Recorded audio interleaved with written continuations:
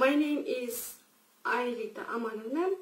I'm from Shamalgan and I work at school Karasay Batur as a teacher. I would like to tell about my profession.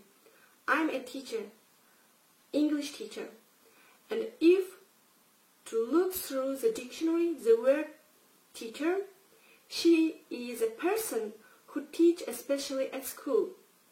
But there is much more which the dictionary can't describe.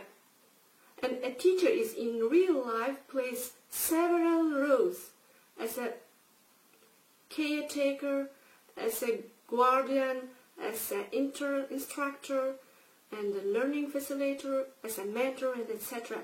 And I can say that he or she is our second parent. From my very childhood, I dreamed to be a teacher, and I think that it's right choice. For me, being a teacher is a pleasure, and it is good to know that there is a child that adores and loves you, and that they are learning things from me, and they're waiting for me, my lessons. And I don't like to be a teacher, adorable from my students just because I'm their teacher, but I would like them to value my work. And why did I choose English? Because I can tell you 5 reasons of useful of English language. The first, so English give you good job with good salary. Second, you can communicate with a lot of people and make a lot of friends. The third, you can read newspapers and books in originally without translation.